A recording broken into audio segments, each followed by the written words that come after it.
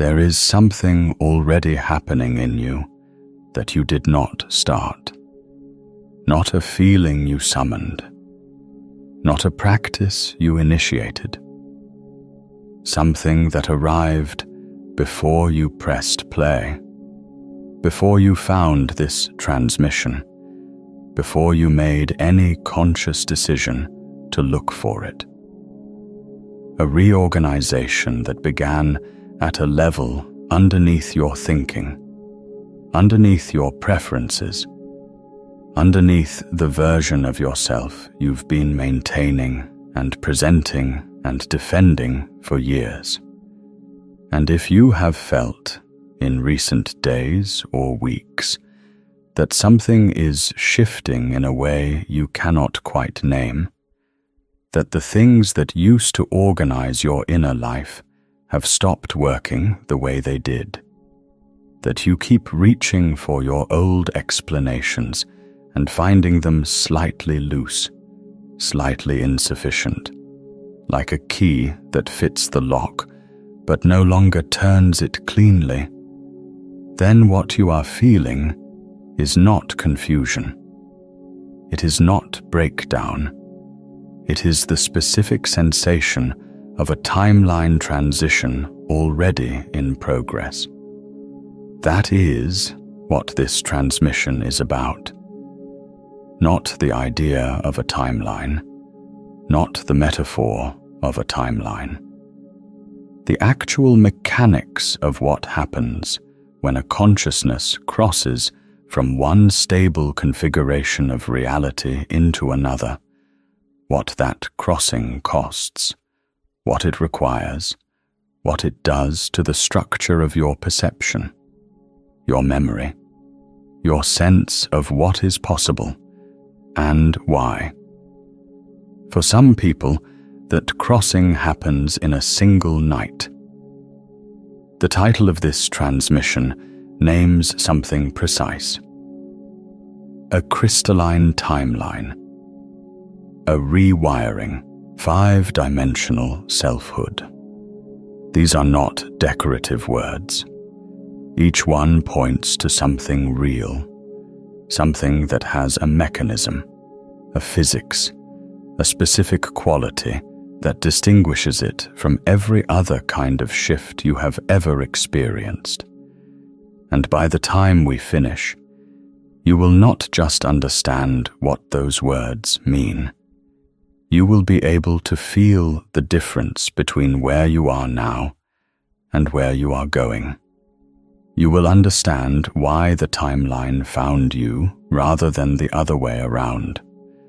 And you will have moved through a threshold that, once crossed, does not allow the old configuration to reassemble itself behind you.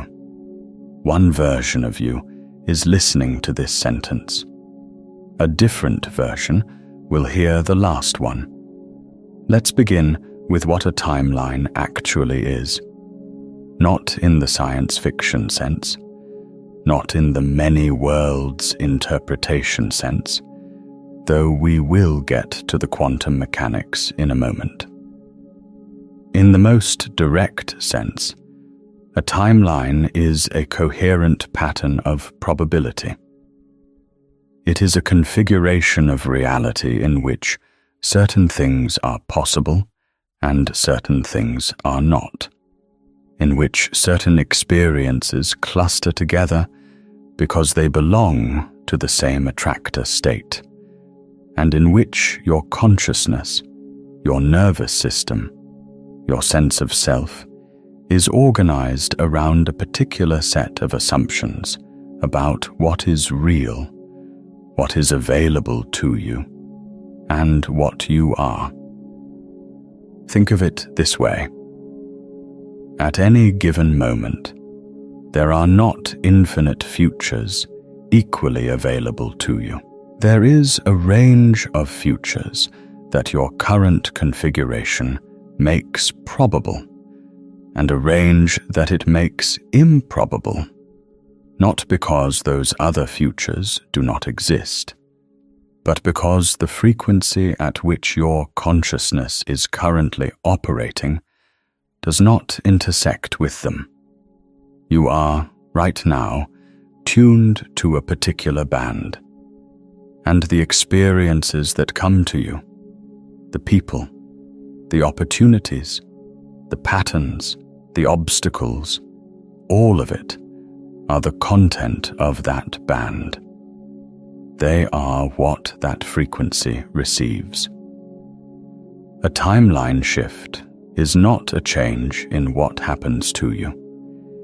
It is a change in what frequency you are operating at. And when that frequency changes, the entire configuration of what is probable changes with it. Not gradually, not incrementally, all at once. This is the first thing that distinguishes a genuine timeline transition from ordinary growth or change. Ordinary change is incremental. You learn something, you adjust, you improve, you accumulate. The version of you at the end of that process is a refined version of the version at the beginning. The fundamental frequency is the same. The attractor state is the same. You are better at navigating the same timeline. A timeline transition is something else entirely. It is a phase change, and to understand why that matters, we need to spend some time with the physics. If this is landing for you, there is something I want to offer before we go deeper into the mechanics. Have you spent years shielding yourself from other people's energy, boundaries, releases, energy clearings, and still wake at 3 a.m., running someone else's anxiety? Those tools treat it as outside you. It's not. Your nervous system has adjusted to every room for so long it forgot its baseline. The sealed timeline, a quantum guide to becoming untouchable by wrong frequencies, walks through the 5-step crossing: the adjusting pattern, the breaking point, the crossing itself, what stable feels like, and why old evidence shows up. Every tool you tried treated this as an outside problem. This one ends the adjusting pattern that made you a receiver in the first place. The longer you adjust, the harder it gets to come back to yourself. Open it tonight. It's in the pinned comment below. Now, back to the physics of what makes a timeline transition a phase change rather than a gradual shift. Water at 33 degrees Fahrenheit is cold water. Water at 31 degrees Fahrenheit is ice. The difference between those two states is 2 degrees. But the difference in what water is, in its structural organization, in its properties, in what it can do and what it cannot, is total. A molecule of water does not gradually become ice. It crosses a threshold. It reaches a critical temperature at which the hydrogen bonds between molecules reorganize into a crystalline lattice. And in that reorganization, the entire substance changes state simultaneously, not molecule by molecule. The transition propagates through the whole system at once.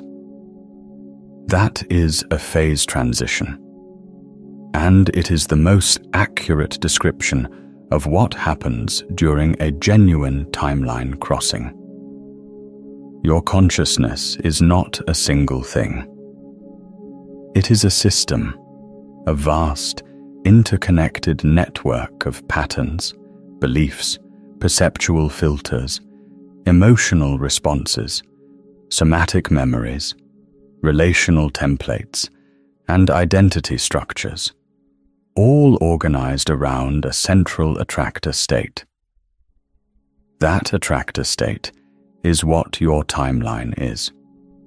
It is the deep pattern that all the surface patterns orbit. And for most of your life, that attractor state has been stable.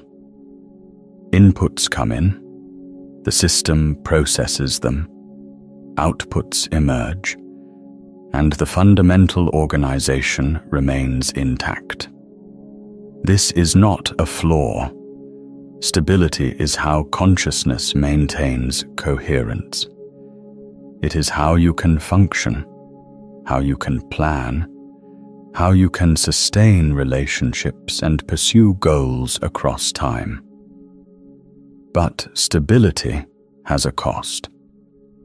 The same attractor state that keeps your system coherent also keeps it bounded. It keeps it receiving the same band of frequencies. It keeps it generating the same range of probabilities.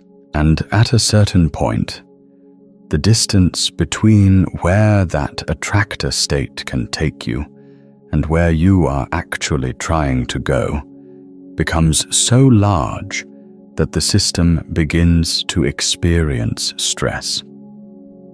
Not psychological stress, though that often accompanies it.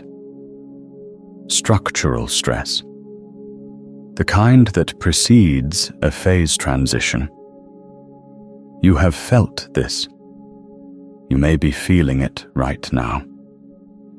It is the sensation of a life that used to fit, not fitting anymore, of patterns that used to work, not working, of explanations that used to satisfy, leaving something unresolved, of a self that used to feel continuous and coherent, feeling slightly like a costume. This is not a personal failure.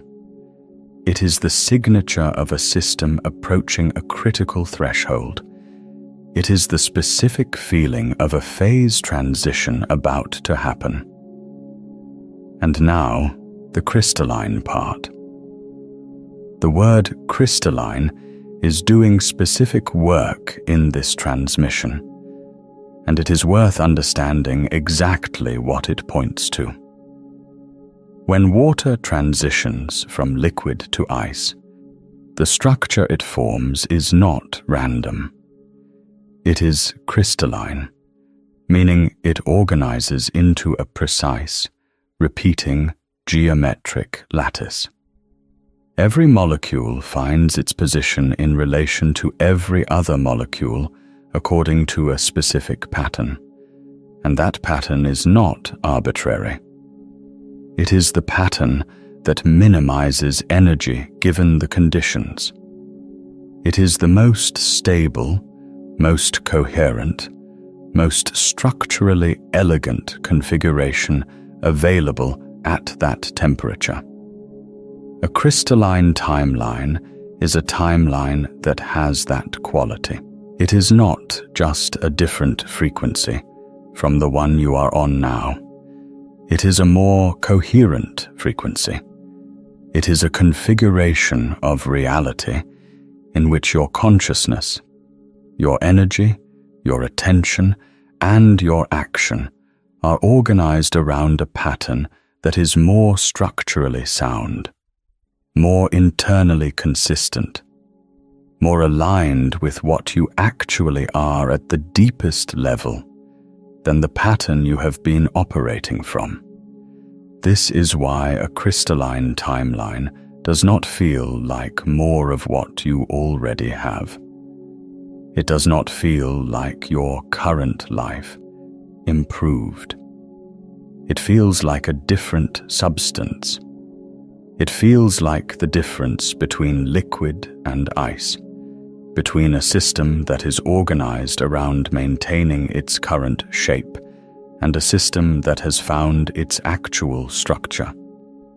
And here is what makes this specific. A crystalline timeline is not available to every version of you. It is available to the version of you that has reached a specific threshold. The one who has processed enough, released enough, clarified enough, that the conditions are right for the transition. Not perfect, not finished, not without fear or uncertainty, but at the precise temperature, so to speak, where the reorganization can happen. The thumbnail of this transmission says, "The new timeline has chosen you." That is not a poetic flourish. It is a description of how phase transitions work. You do not choose to become ice. The conditions become right for ice, and ice happens. The transition is not something you do. It is something that occurs when the system reaches the threshold.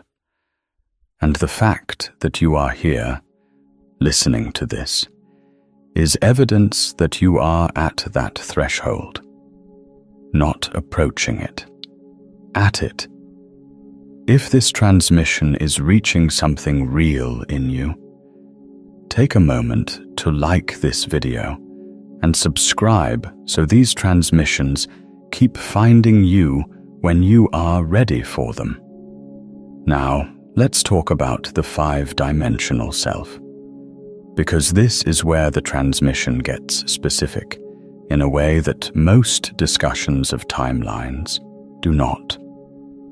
When we talk about 3-dimensional reality, we are talking about the spatial dimensions, length, width, height, the dimensions in which objects exist and move. When we add the 4th dimension, we are talking about time, the dimension in which events unfold in sequence. 3-dimensional consciousness navigates space. 4-dimensional consciousness navigates time, meaning it can situate itself within a sequence of events, understand cause and effect, plan for the future, learn from the past. Most human consciousness operates primarily in 4 dimensions. It is organized around a timeline in the conventional sense, a sequence of events moving from past through present to future. The self that lives here is the self that has a history, a trajectory, a story. It is the self that experiences time as linear and irreversible, that understands itself through the narrative of what has happened and what is likely to happen next. This is not a limitation, it is an extraordinary capacity. 4-dimensional consciousness is what allows for meaning, for learning, for the kind of selfhood that persists across time. But there is a 5th dimension, and the 5-dimensional self is organized differently.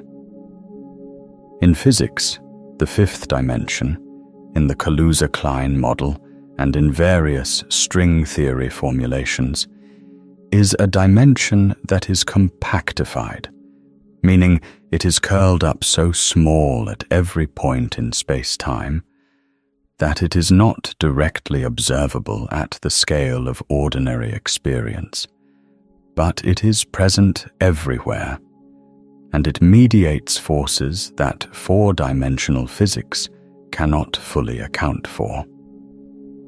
The 5th dimension is not another direction you can walk in. It is a dimension of connection between points in 4-dimensional space-time that appear separate. The 5-dimensional self is the version of you that can perceive and navigate those connections. It is the version that does not experience time as strictly linear, that can sense the resonance between moments that are separated in time, that can feel the attractor state it is moving toward, not just as a future event, but as a present pull. It is the version that experiences synchronicity, not as coincidence, but as information, that recognizes patterns across scales, that can sense when two apparently unrelated events are expressions of the same underlying dynamic. And critically, the five-dimensional self is the self that can perceive timelines as objects, not just live within a timeline, but sense the timeline it is in, sense the timelines that are adjacent, and sense the threshold between them.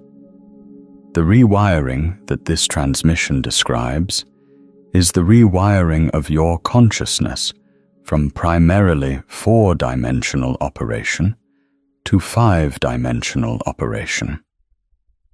And this is not a metaphor. There is a specific neurological and perceptual correlate to this shift.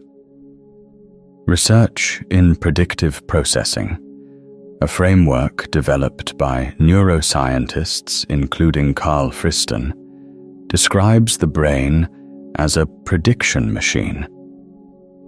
Your brain does not passively receive sensory input and then interpret it. It constantly generates predictions about what it expects to receive, and it updates those predictions based on the difference between what it expected and what it actually got. This difference, called prediction error, is what drives learning and adaptation. The brain is always trying to minimize prediction error by either updating its model of the world or by acting on the world to make it conform to its predictions. Here is the key insight. The model your brain uses to generate predictions is your attractor state. It is your timeline. The predictions your brain generates are not neutral.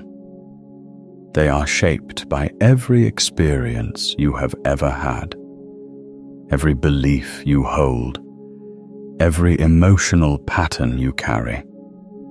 They are shaped by your sense of what is possible, what is available to you, what you are, and the reality you experience is, to a significant degree, a function of those predictions. A timeline shift is a shift in the predictive model. It is the brain reorganizing the fundamental assumptions from which it generates its predictions. And when that reorganization happens, the reality you experience shifts with it. Not because the external world has changed, though that follows, but because the lens through which you perceive the external world has changed. The same inputs now generate different predictions, different interpretations, different responses. The same world now looks different because the model looking at it is different. This is the rewiring. It is literal. It is neurological. It is the formation of new predictive patterns at the deepest level of the brain's modeling system. And it is what happens during a genuine timeline transition. Now, why one night? This is the question the title raises, and it deserves a precise answer. Why would a night of listening, a night of specific auditory input, be sufficient to initiate a rewiring of this depth and significance? The answer has to do with the specific conditions of nighttime consciousness and what becomes possible when those conditions are met. During waking consciousness, your brain operates primarily in beta wave states, with peaks into gamma during moments of focused attention or insight. Beta is the state of active processing, analysis, planning, and social navigation.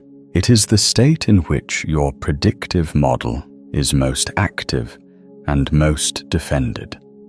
In beta, your brain is constantly checking incoming information against its existing model and filtering out anything that does not fit. This is efficient. It is what allows you to function in a complex world without being overwhelmed by novelty. But it is also what makes deep model change difficult during ordinary waking hours. The very efficiency of the beta state filtering is what keeps the existing attractor state stable. As you move toward sleep, your brain transitions through alpha into theta. Alpha is the state of relaxed, unfocused awareness, the state of daydreaming and light meditation. In alpha, the active filtering of beta begins to relax. The predictive model becomes less defended. New associations become possible that would have been filtered out in beta. And in theta, the state between waking and sleep, the brain enters a condition that researchers call hypnagogia, a liminal state in which the boundaries between different memory systems, different perceptual modes, and different levels of the predictive model become permeable in ways they are not during ordinary waking consciousness. Theta is the state in which deep model change is most accessible. It is the state in which the fundamental assumptions that constitute your attractor state are most available for reorganization. And it is the state in which auditory input, specifically the kind of sustained, rhythmic, tonally coherent auditory input that a transmission like this one provides, can reach the deepest levels of the predictive model in ways that direct instruction during waking hours cannot. This is not mysticism. This is the mechanism by which hypnotherapy works, by which certain forms of meditation produce lasting change, by which the experiences that happen in the space between waking and sleep sometimes reorganize a person's entire orientation to their life in ways that years of conscious effort could not. The threshold state is the state of maximum neuroplasticity, and a single night spent at that threshold with the right input can initiate a reorganization that then propagates through the entire system. The crystalline timeline is always there. It is not something that has to be created. It is the more coherent attractor state that your system has been approaching through all the growth and clearing and releasing you have done. The rewiring is not the creation of something new. It is the removal of the last structural barriers between your current attractor state and the more coherent one. And in the theta state, those barriers are at their most permeable. One night. Not because the work of a lifetime is compressed into a night, but because the night provides the specific conditions under which the final threshold can be crossed. The ice does not form because the temperature drops slowly over weeks. It forms in the moment the temperature crosses the critical point. The work of getting to that temperature is long. The crossing itself is instantaneous. There is a woman named Mara who has agreed to let her story be told here, with her name changed because her story is the story of exactly this kind of threshold, and because the way she describes what happened on the other side of it is the clearest account of what a crystalline timeline actually feels like from the inside. Mara spent 11 years building a life that was, by every external measure, successful. She had a career that she was genuinely good at, relationships that were real and meaningful, a home, a practice, a sense of purpose. She was not unhappy. She was not in crisis. She was not looking for a transformation. What she was, though she would not have used this word at the time, was bounded. She was living at the ceiling of what her current attractor state could generate. She had optimized her life within a particular frequency, and she had reached the edge of that frequency's range. The sign that something was shifting was not dramatic. It was a series of small, strange frictions. Conversations that used to energize her, that now left her feeling slightly hollow. Work that used to feel meaningful, that now felt slightly mechanical. Relationships that were still loving, but somehow less resonant, as though she and the people she loved were speaking slightly different languages without quite knowing it. Nothing was wrong.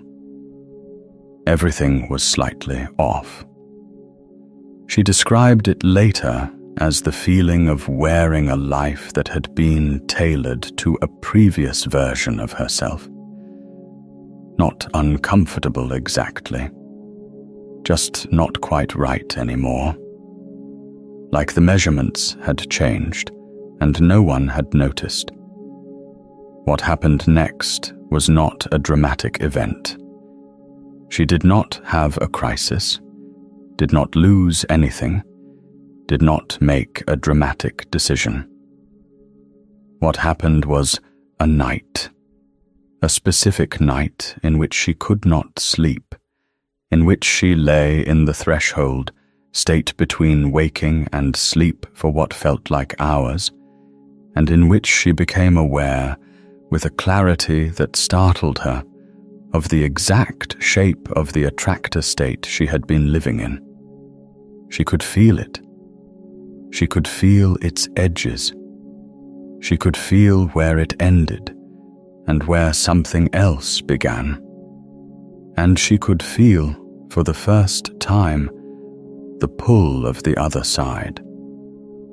She said it felt like standing at the edge of a pool and suddenly being able to feel the temperature of the water from a foot away, not touching it, just feeling it, and knowing, with a certainty that had nothing to do with thought, that the temperature on the other side was right, that it was what she had been approaching without knowing it for years. She did not make a decision that night. She did not resolve to change anything. She did not set intentions or make plans. What she did was simply allow the awareness of the other side to be real. She stopped filtering it. She stopped explaining it away. She let the pull be a pull instead of a problem. And when she woke up, the life she woke up into was the same life. same apartment, same job, same relationships, same body. But the lens had shifted. The predictive model had reorganized. The attractor state had moved. And over the following weeks and months, the external life began to reorganize around the new attractor state. Not because she forced it, because that is what attractor states do. They organize reality around themselves. They pull probability toward their configuration. Mara's story is not unusual. It is the pattern. The threshold is not crossed through effort. It is crossed through the specific combination of readiness, which is the accumulated work of getting to the right temperature, and permission, which is the willingness to let the transition happen rather than managing it back into stability. The crystalline timeline does not require you to build it. It requires you to stop insisting on the current one. I want to pause here and ask you something directly. Have you ever stood at a threshold you could feel but could not quite name? A moment when you knew, without being able to explain it, that you had crossed a point of no return?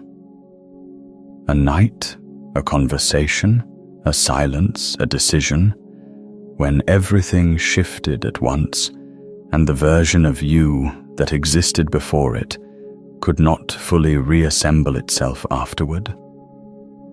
If you have felt that, tell me about it in the comments. Not the story of what happened, the quality of it, what it felt like to be at the edge and then suddenly past it. Now, let's talk about what is actually on both sides of this threshold. Not in abstract terms, in specific terms. Because the before and after of a crystalline timeline transition have distinct nameable qualities, and naming them is part of how you orient yourself to the crossing. On the side you are currently on, the primary organizing principle of your consciousness is management. Not in the pejorative sense, in the functional sense. Your consciousness is organized around managing the gap between what is and what you want. Managing your emotional responses to maintain stability. Managing your relationships to maintain connection. Managing your self-presentation to maintain identity.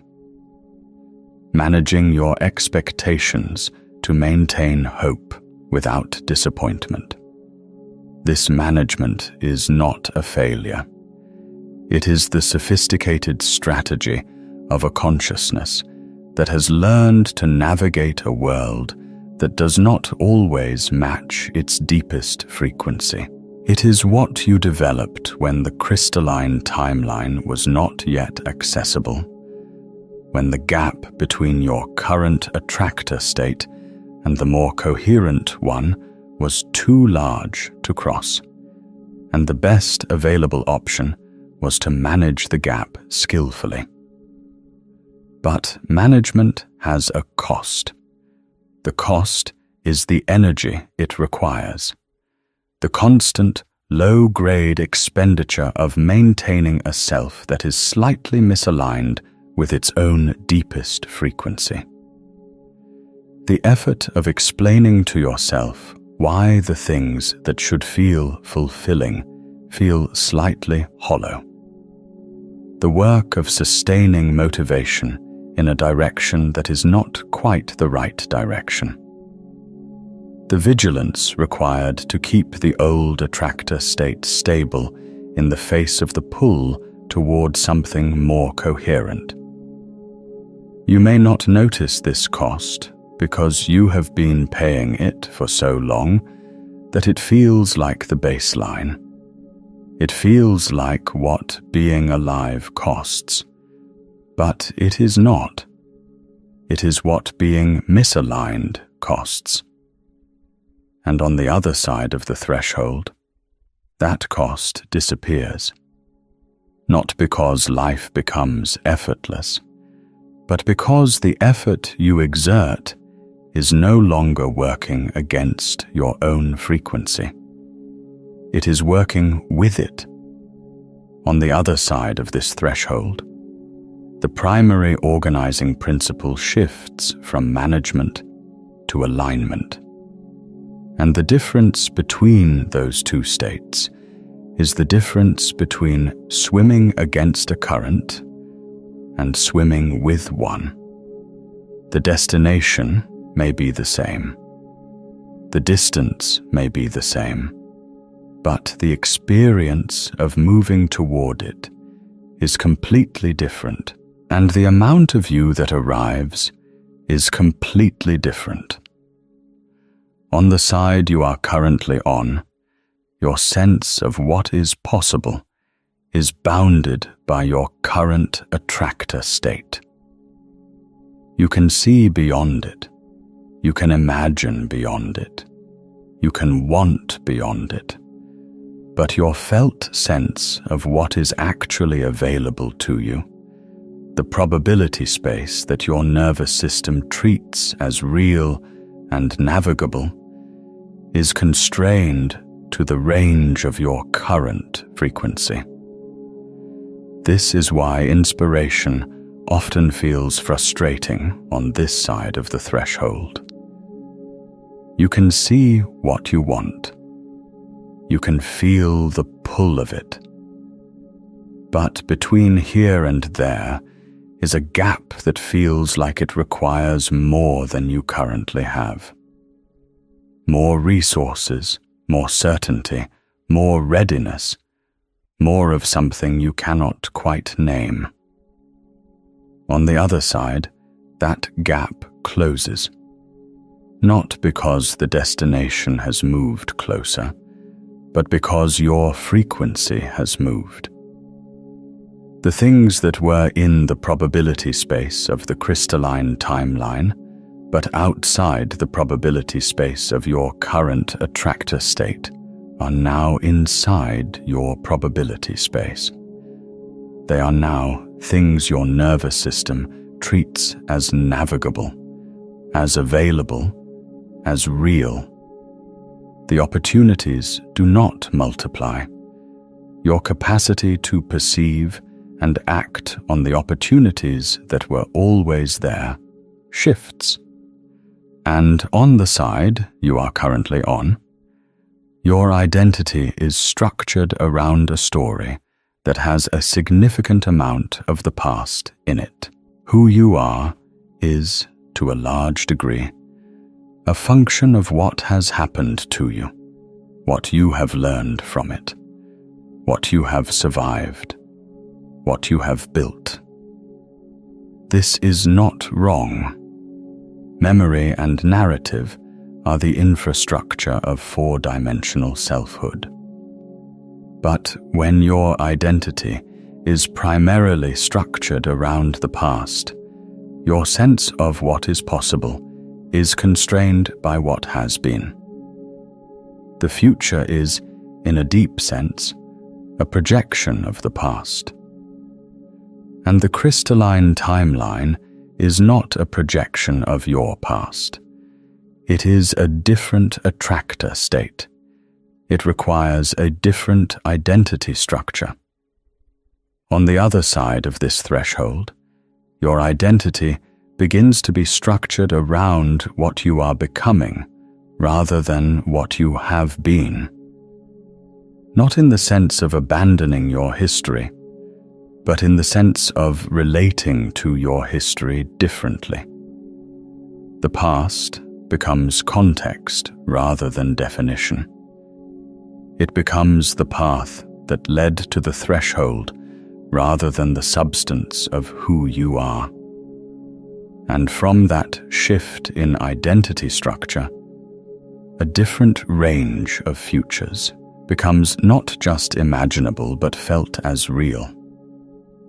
These are the two sides: management and alignment, bounded probability and expanded probability, past structured identity and becoming structured identity. You know which side you are currently on, and you can feel, if you are honest with yourself right now, the pull of the other side. The question is not whether the other side exists. The question is whether you are willing to let the transition happen. And that is where we need to talk about what actually stops people at this threshold. Because it is not what most people think it is. The conventional story about why people do not cross into a new timeline is fear. Fear of the unknown, fear of change, fear of losing what they have. And fear is real. Fear is present at every threshold. But fear is not the primary obstacle at this specific threshold. The primary obstacle is something more subtle and more specific, and it has a name in the physics of phase transitions. It is called hysteresis. Hysteresis is the phenomenon by which a system that has been in one state resists transitioning to a new state even after the conditions for the transition have been met. The classic example is supercooling. Water can be cooled below its freezing point, below the temperature at which ice should form, and remain liquid if the cooling is done carefully enough. If there are no nucleation sites, no surfaces or impurities around which the crystalline structure can begin to form. The water is below the transition temperature. The conditions for ice are met, but the system has not transitioned because there is nothing to start the reorganization around. This is the state many people are in when they approach a crystalline timeline transition. The conditions are met. The work has been done. The frequency has shifted enough, but the system has not transitioned because there is no nucleation point, no specific moment of permission, no place where the new structure can begin to crystallize.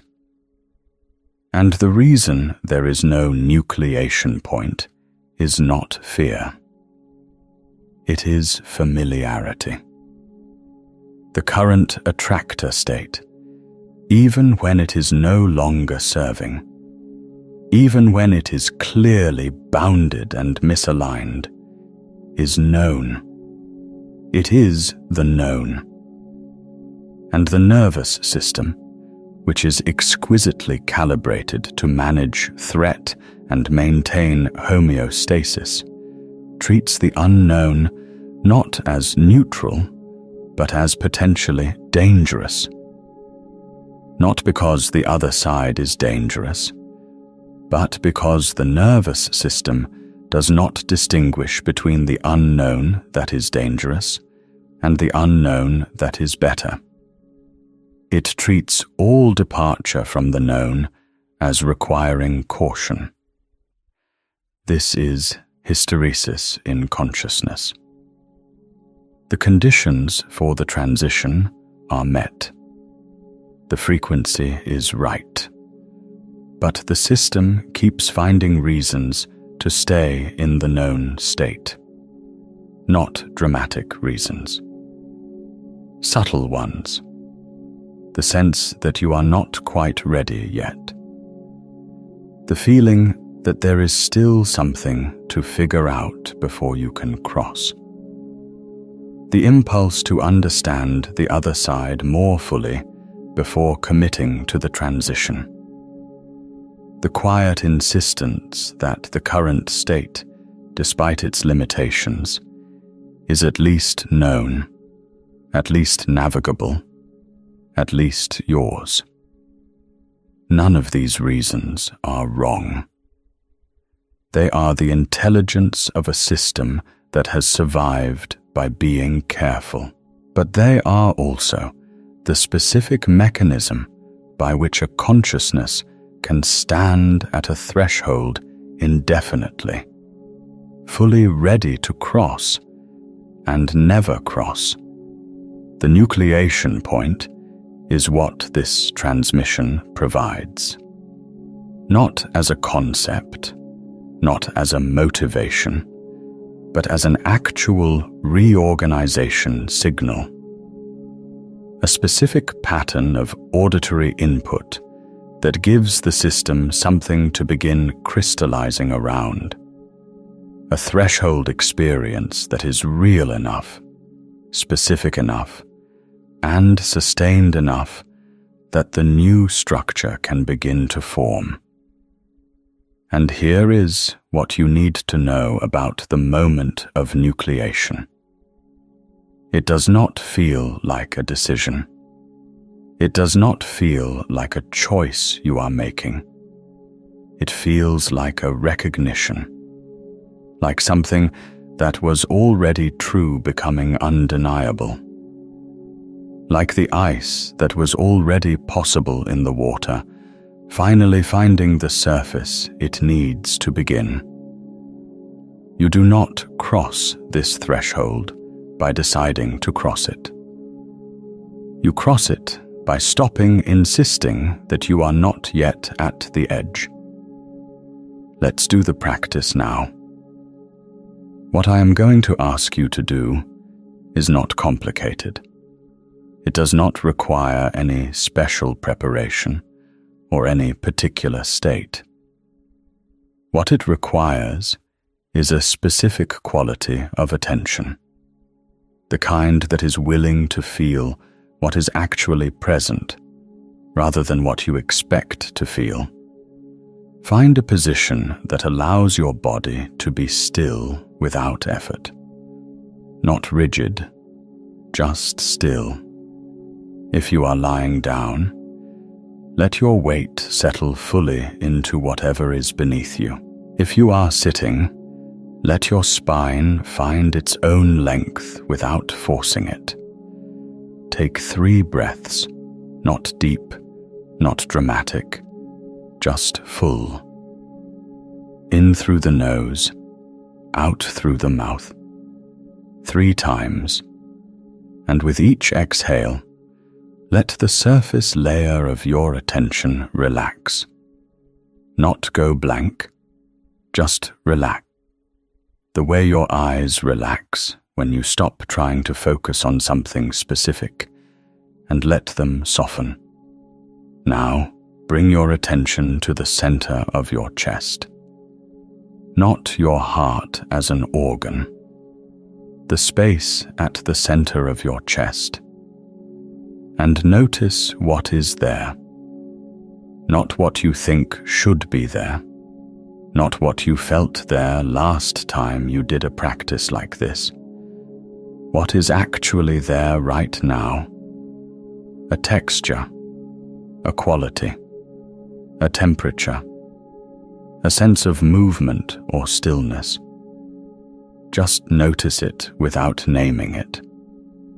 Now I want you to bring into your awareness the specific thing in your life right now that does not quite fit. Not the thing you are most upset about, not the most dramatic problem. The thing that has the quality of slight wrongness. The thing that, if you are honest with yourself, you have been managing rather than resolving. The thing that you keep explaining to yourself in ways that almost work, but leave a small residue of unease. Let that thing be present in your awareness without trying to fix it, analyze it, or understand it. Just let it be there, and notice what it feels like in your chest when you stop managing it, and just let it be what it is. Most people, when they do this, feel something that is a mixture of relief and discomfort. The relief is the relief of stopping the management. The discomfort is the feeling of what the management was covering. Both are information. Both are real. And both are part of what is on this side of the threshold. Now, without moving your attention away from your chest, I want you to ask a question. Not out loud, not as a thought you formulate carefully, just as a direction of attention. The question is this: what is on the other side of this? Not what do you want the answer to be, not what you think the answer should be. Just open the question and wait. Give it 10 seconds. 20. Let the question be a genuine question rather than a prompt for an answer you already have. What comes may not be a thought. It may be a sensation, a shift in the quality of the feeling in your chest, a change in the temperature or texture of what is there, a sudden sense of spaciousness where there was tightness, a feeling of something loosening. Or it may be a thought, but a thought that arrives from somewhere you were not expecting, that has a different quality from your ordinary thinking, a clarity or a simplicity that your usual analytical mind does not produce. Whatever comes, let it be enough. Do not demand more. Do not dismiss it as too small. What arrives at the edge of a threshold is often quiet. The gate does not announce itself with drama. It announces itself with a shift in the quality of the air. Now, from that place, I want you to make a single acknowledgement, not a commitment, not a vow, an acknowledgement. Say to yourself silently or aloud, whichever feels right, I am at the edge, not I will cross, not I am ready, just I am at the edge. And let that be true without needing to do anything about it. Sit with that acknowledgement for a moment. Feel what it does to the quality of the feeling in your chest. Feel whether the slight wrongness of the thing you brought into awareness feels different when you stop managing it and simply acknowledge where you are. This is the nucleation point, not a dramatic moment of transformation. A single, honest acknowledgement of position. You are at the edge. That acknowledgement is what gives the crystalline structure something to begin forming around. When you are ready, take one more full breath. And as you exhale, let your attention come back to the surface. Not all the way back, just to the surface. Stay in the slight softness of the alpha state if you can. Let the awareness of the edge stay present underneath your ordinary thinking. Do not try to hold it. Just do not push it away. The practice is complete. but the threshold remains. And I want to ask you something before we continue. What did you feel in the practice just now, in that moment when you stopped managing the thing that does not fit and just let it be there? Something arrived, even if it was quiet. Leave it in the comments. Not an explanation, just the quality of what came. Now, let's talk about what the rewiring actually does. Not in the abstract, in the specific. The first thing that changes when your consciousness begins to reorganize around a more coherent, attractor state is your relationship to time. This is the most immediate and often the most disorienting change, and it is worth preparing for. On the side of the threshold you are currently on, time feels primarily like pressure. There is what you have accomplished and what you have not yet accomplished, and the gap between them generates a low-grade urgency that is almost always present. Not always conscious, often running in the background, but present. The sense that you should be further along, that time is moving faster than you are, that the future is a place you need to get to, and the present is the obstacle between you and it. After the rewiring, time begins to feel different. It begins to feel less like pressure and more like texture. The present moment stops being an obstacle and starts being the substance of experience. Not because you stop caring about the future, but because the future stops feeling like a place you need to escape to in order for the present to be okay. The urgency does not disappear, but it changes quality.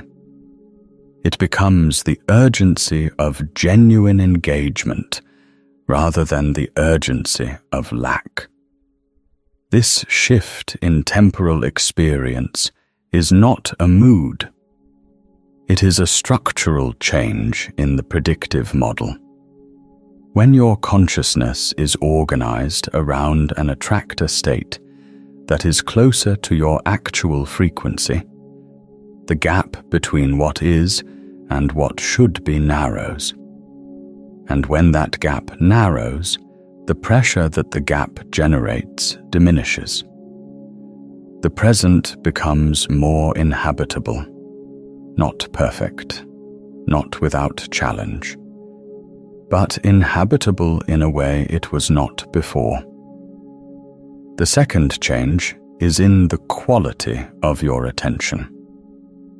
On this side of the threshold, attention is primarily a resource that you allocate strategically. You direct it toward problems to solve them, toward goals to pursue them, toward people to maintain connection with them. Attention is a tool. And because it is a tool, it is always in some degree of tension between where it is and where it should be. After the rewiring, attention begins to function differently. It becomes less like a tool you wield and more like a sense you inhabit. The difference is the difference between using your eyes to look for something and simply seeing. Both involve the same optical apparatus, but the experience is completely different. Looking for is effortful, directed, evaluative. Seeing is receptive, open, immediate. When your consciousness is organized around a more coherent attractor state, your attention becomes more like seeing and less like looking for. You begin to notice things that were always present, but that your previous attractor state was filtering out. Connections between apparently unrelated things. Patterns that span scales. The emotional quality of a situation before the intellectual analysis of it. The sense of what a person or a place or a moment actually is, beneath the surface information. This is the beginning of five-dimensional perception. The ability to sense the connections between points in four-dimensional space-time that appear separate. The ability to feel the attractor state you are moving toward as a present pull rather than a future destination. The ability to navigate by resonance rather than by analysis alone. The third change is in the quality of your decision-making. On this side of the threshold, decisions are primarily analytical. You gather information, weigh options, assess risks and benefits, and try to identify the choice that maximizes your desired outcomes while minimizing undesired ones. This is sophisticated. It is what four-dimensional consciousness does well. But it has a limitation. The analysis can only work with the information that your current attractor state allows you to perceive. It cannot account for the probability space of the crystalline timeline, because that probability space is outside the range of your current frequency. After the rewiring, decision-making begins to incorporate a different kind of information, not instead of analysis, in addition to it. The information of resonance. The felt sense of whether something is in alignment with the attractor state you are now organized around. This is not the same as following your emotions. Emotions can be the product of old patterns, old fears, old desires that belong to the previous attractor state. Resonance is different. It is the specific sensation of something fitting or not fitting the new frequency. And it is information that the analysis alone cannot generate.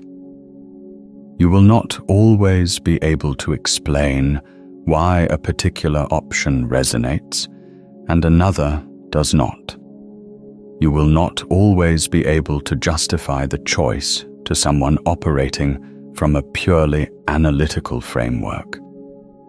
But you will begin to notice that the choices made from resonance produce outcomes that the analytical choices alone could not have predicted.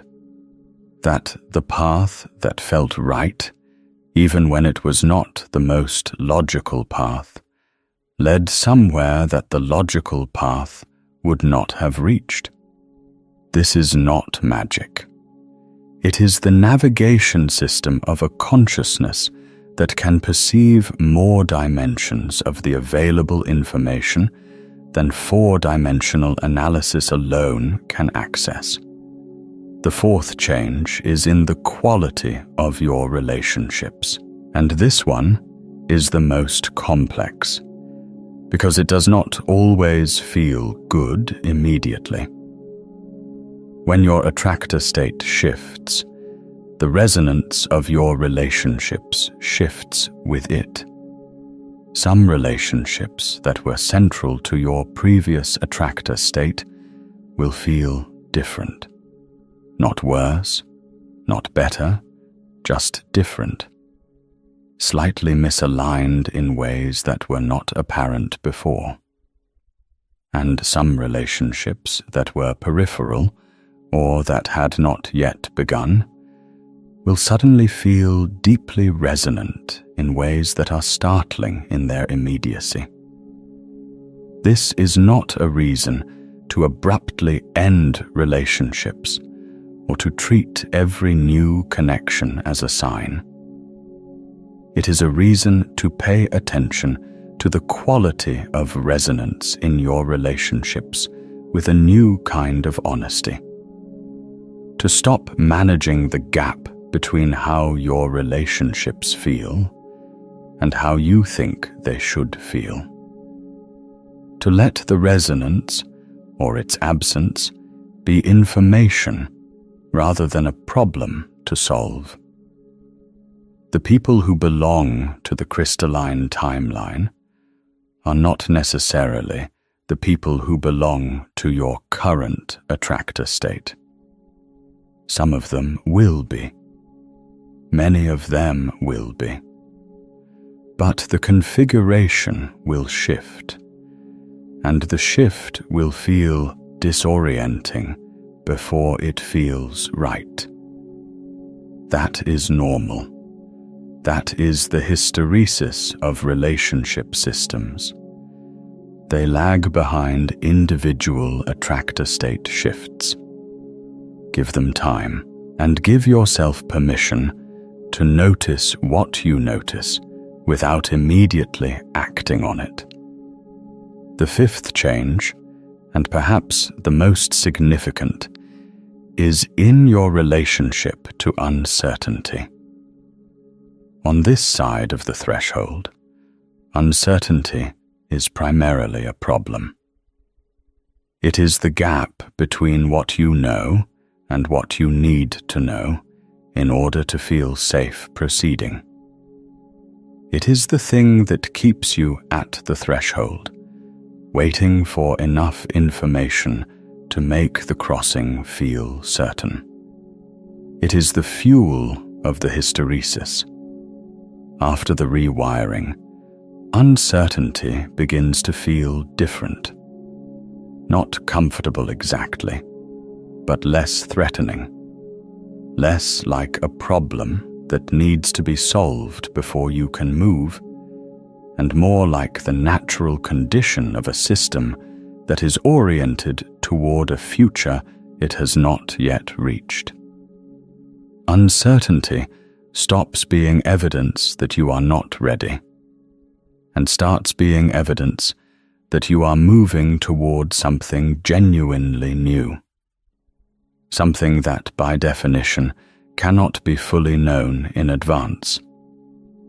The five-dimensional self does not require certainty in order to navigate. It navigates by resonance, by the felt sense of direction, by the quality of the pull toward the crystalline timeline. And that navigation is not less reliable than certainty-based navigation. In some respects, it is more reliable because it is responsive to the actual shape of the probability space, rather than to the projection of past experience onto the future. You will not stop wanting certainty after the rewiring, but you will stop needing it in order to move. There is a second character in this transmission. His name is Darian, and his story is the counterpoint to Mara's, because it is the story of what happens when the conditions for the transition are met, and the transition does not happen. Not because the person is not ready, because the hysteresis wins. Darian had been approaching a threshold for 3 years. He knew it. He could feel it. He had done the work, the inner work, the clearing, the releasing, the growing. He had reached the edge of his current attractor state, and he could feel the pull of the other side. He was, in the language of the physics, supercooled, below the transition temperature, ready to crystallize. But Darian had a very sophisticated mind, and his very sophisticated mind had developed a very sophisticated strategy for staying at the threshold without crossing it. The strategy was research. Every time he felt the pull of the other side, he would begin researching it. He would read about it, listen to transmissions about it, talk to people who had crossed it, develop increasingly nuanced frameworks for understanding what the crossing would involve. He became, over 3 years, extraordinarily knowledgeable about the threshold he was standing at. He knew the physics of phase transitions. He knew the neuroscience of predictive processing. He knew the phenomenology of timeline shifts. He could describe the crystalline timeline with precision and clarity. He had, in some sense, mapped the other side more thoroughly than most people who had actually crossed it. And he had not crossed it, because research, in this context, was not preparation. It was the specific form his hysteresis took.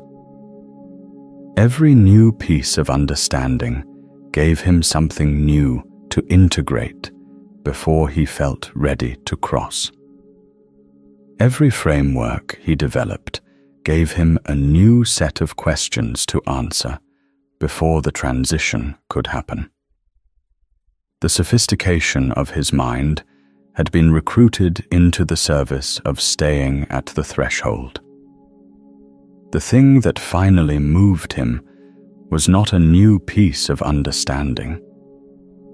It was a conversation with someone who had crossed, someone who told him, with the blunt kindness of someone who has been on the other side for a while, that the crossing does not happen when you understand it fully. It happens when you stop requiring full understanding as a precondition. The crystalline timeline does not wait for you to figure it out. It waits for you to stop insisting that figuring it out is necessary before you can feel its pull as real. Darian's story is not a cautionary tale about intelligence. Intelligence is not the obstacle. The specific use of intelligence as a delay mechanism is the obstacle.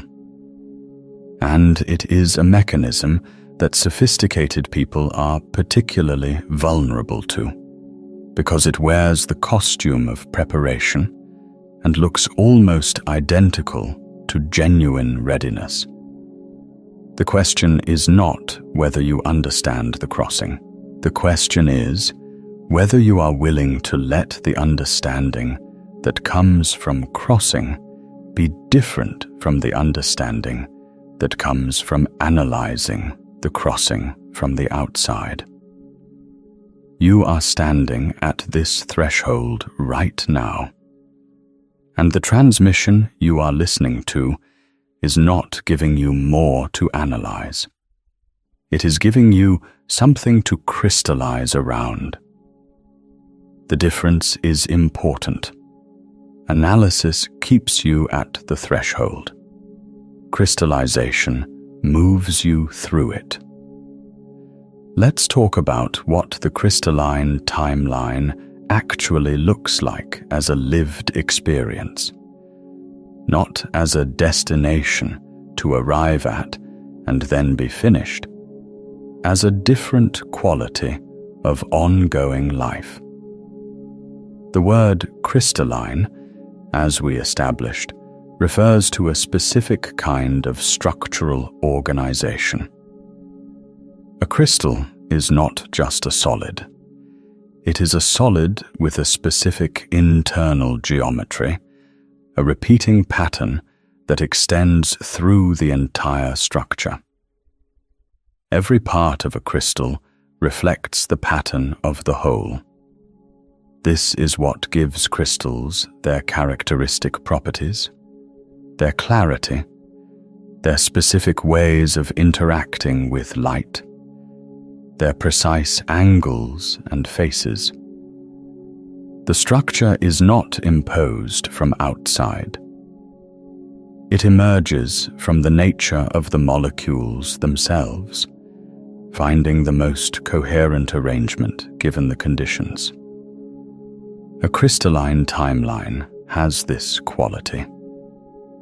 It is a configuration of life in which the different domains, work, relationship, creativity, health, inner life, are organized around a single coherent pattern. Not identical, not uniform, but resonant, the way different notes in a chord are resonant. Each one is distinct. Each one is itself. But together they create something that is more than the sum of the parts, because they are organized around a shared, harmonic principle. On this side of the threshold, the different domains of your life are often in tension. What you need in your work conflicts with what you need in your relationships. What your creativity wants conflicts with what your practicality requires. What your inner life is calling for conflicts with what your outer life is demanding. You spend significant energy managing these tensions, negotiating between the different domains, trying to give each one enough without starving the others. In the crystalline timeline, these tensions do not disappear, but they reorganize. They stop being contradictions and start being harmonics.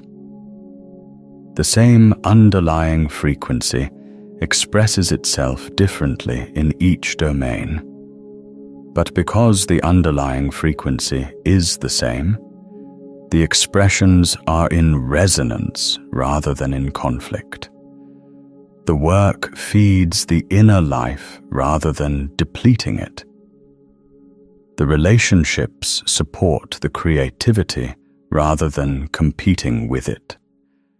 The practical requirements align with the inner calling rather than opposing it. This does not mean everything is easy. A crystal is not soft. It is hard, precise, structured. The crystalline timeline is not a life without difficulty or challenge. It is a life in which the difficulty and challenge are organized around a coherent center, in which the friction is productive rather than depleting, in which the hard things are hard because they are at the edge of your genuine capacity, rather than because they are fundamentally misaligned with your frequency. The clarity of the crystalline timeline is not the clarity of having all the answers. It is the clarity of knowing what question you are actually answering, of knowing what the center is, of feeling, even in the midst of complexity and challenge, the coherent pattern that everything else is organized around. That is what the rewiring delivers. Not a life without difficulty, a life with a center that holds.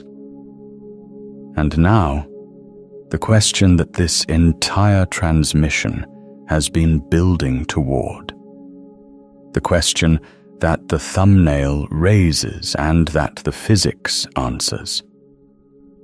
Why you? The new timeline has chosen you. That is not a flattering thing said to make you feel special. It is a description of a mechanism.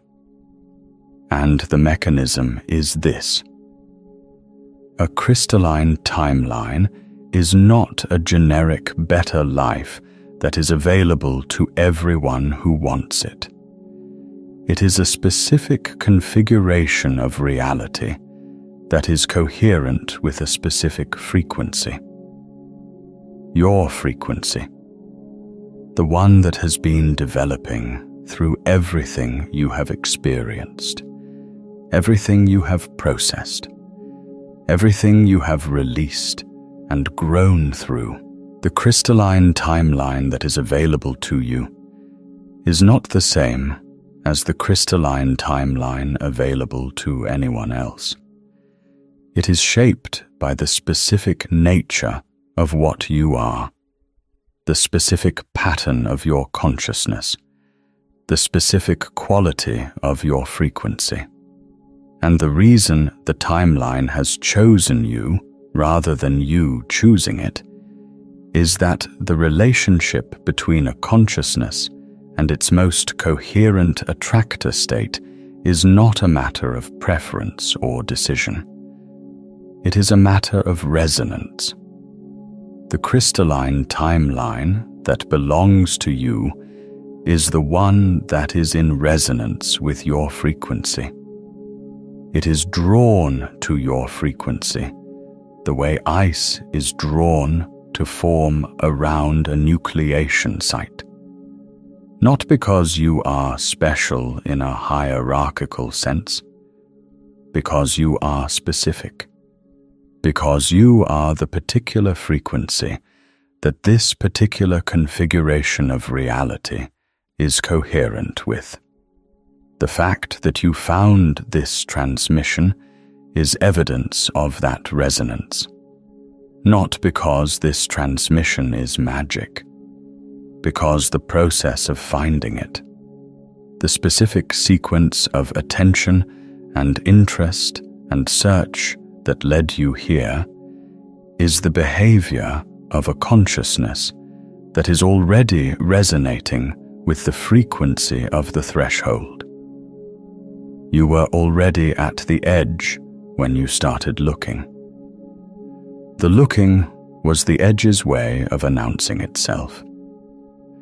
The timeline has chosen you in the sense that the conditions for your specific crystalline configuration have been met.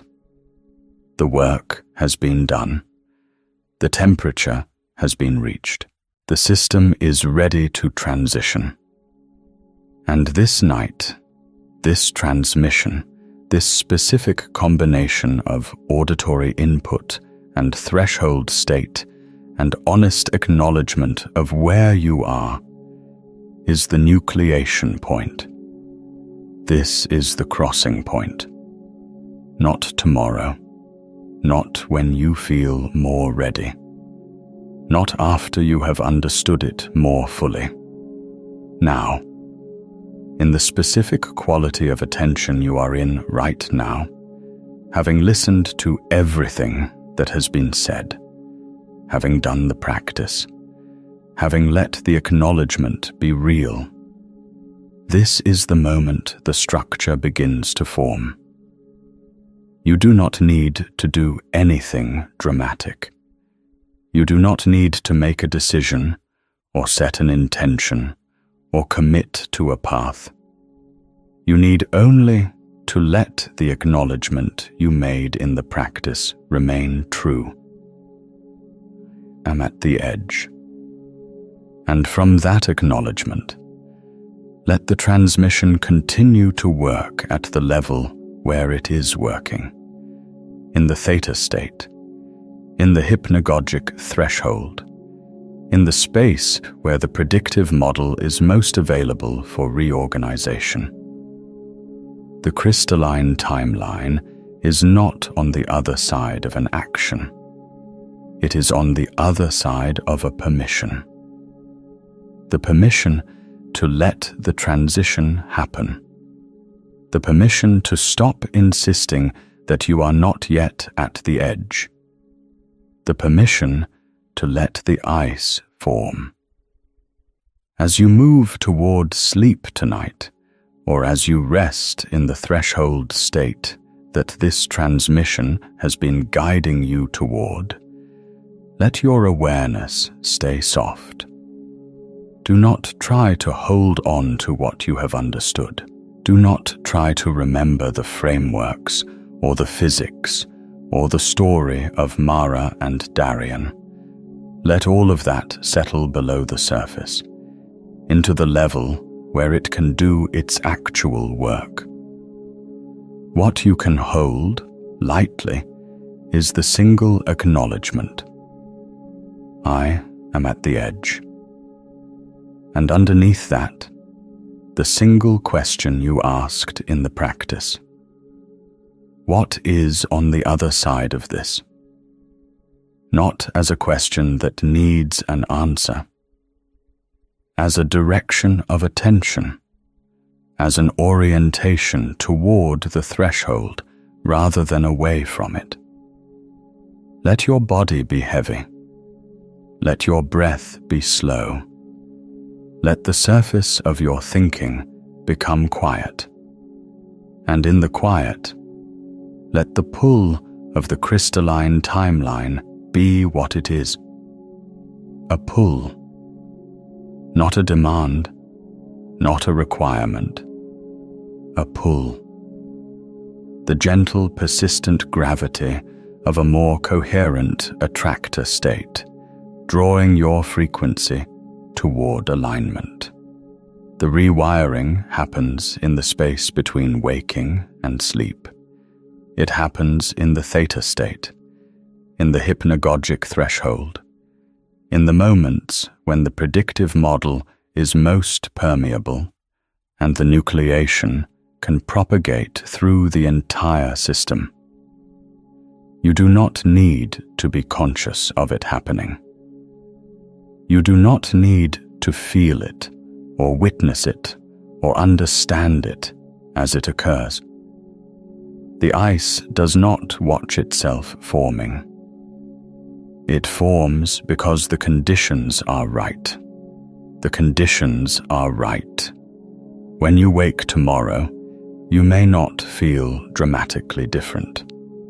The rewiring is not always immediately perceptible at the surface.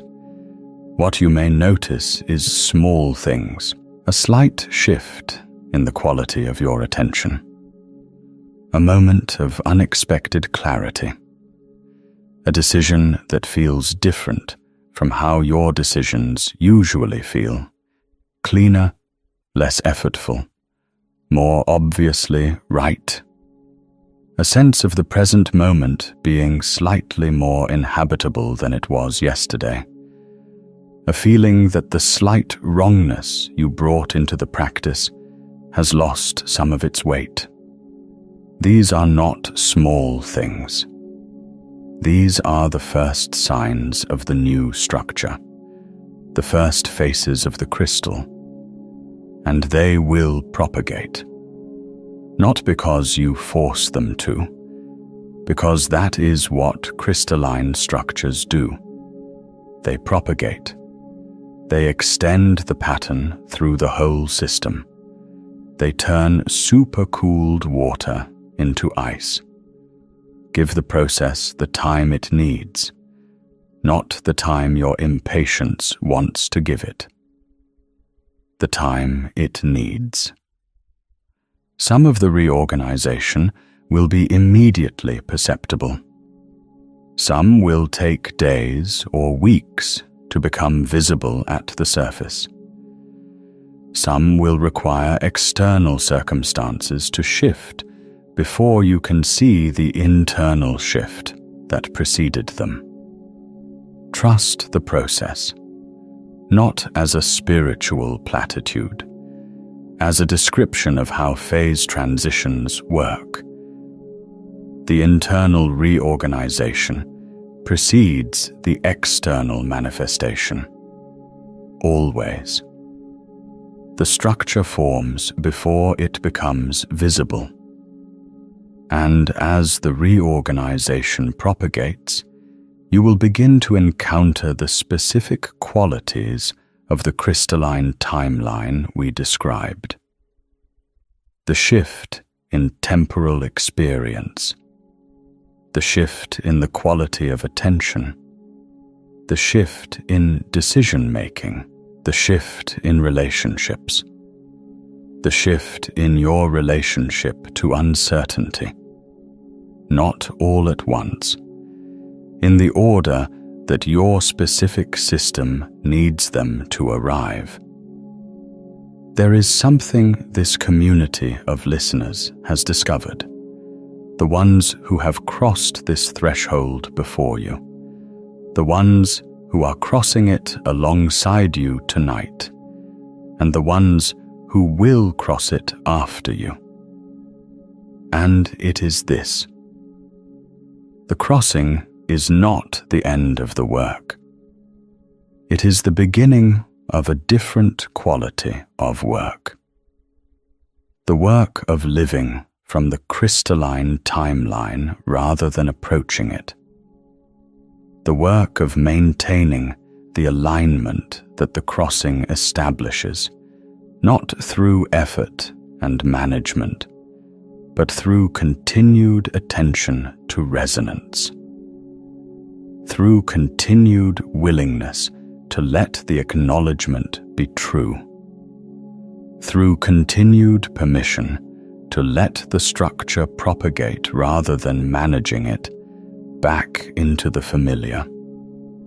This is the ongoing practice of the five-dimensional self.